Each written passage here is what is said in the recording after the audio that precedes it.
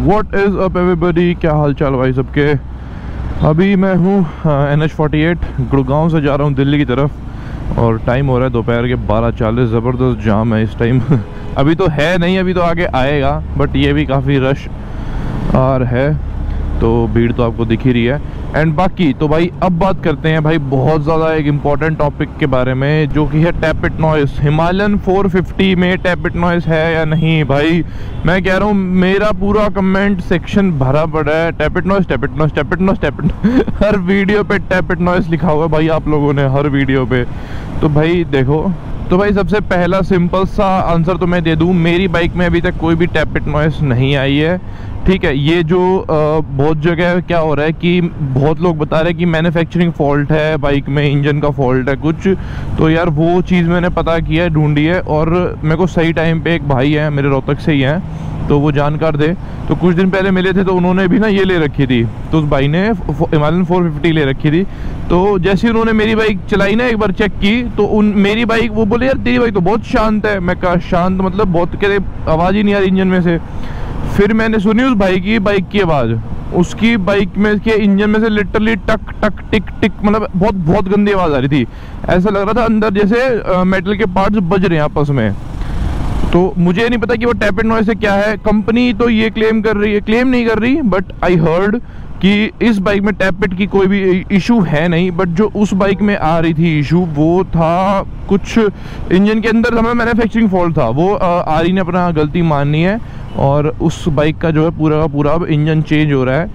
And साथ साथ बता दूं भाई, मेरी बाइक में ऐसी कोई भी दिक्कत नहीं है, मतलब बिल्कुल जो कहते हैं ना परफेक्ट कंडीशन है मेरा इंजन, अभी कोई भी ऐसी दिक्कत नहीं आ रही है। 4000 किलोमीटर चला चुका हूँ मैं, 4367 को हिंदी में क्या बोलते हैं मुझे नहीं पता, 67 किलोमीटर चला चुका हूँ।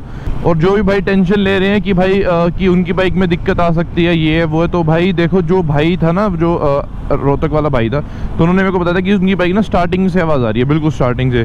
तो मैं आपको यही कहूँगा कि अगर आप ये बाइक लेने जा रहे हो हिमालयन 450, हो सकता है बाई चांस बुरा दिन हो वो और आपको वो फॉल्टी इंजन वाली बाइक मिल जाए, तो आप यही करो कि पहले जैसे आप डिलीवरी ले रहे हो जिस दिन बाइक, तो आप प्री चेकिंग भी तो होती है ना डिलीवरी से पहले, जो चेकिंग होती है कि आपकी बाइक बिल्कुल परफेक्ट है, सब ठीक है चीज़ें, तो आप वो सब अपना चेक करके पहले से ही उठाओ बाइक, इंजन वगैरह नॉइसेस जो भी है वो उठाओ।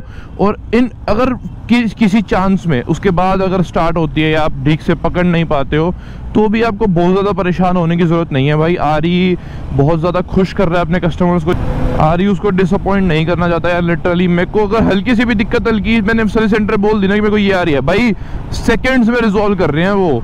उनको इस बाइक में कोई भी, क्योंकि ये बाइक उनके लिए एक बहुत खास बाइक है, क्या बोलूँ, मतलब एक बहुत उन्होंने ये कह लो मेहनत और एक बहुत ऐसी डिटेल्ड बाइक है ना भाई ये, कि जो पहली बनाई है। आई होप यू अंडरस्टैंड मेरे फीलिंग्स जो मैं समझाना चाह रहा हूँ। तो ऐसी बाइक उन्होंने खुद पहली बार बनाई है और वो बहुत प्राउड है इस बाइक को लेके, तो वो नहीं चाहते कि इस बाइक में कोई भी इशू क्रिएट हो और ये बाइक का नाम खराब हो।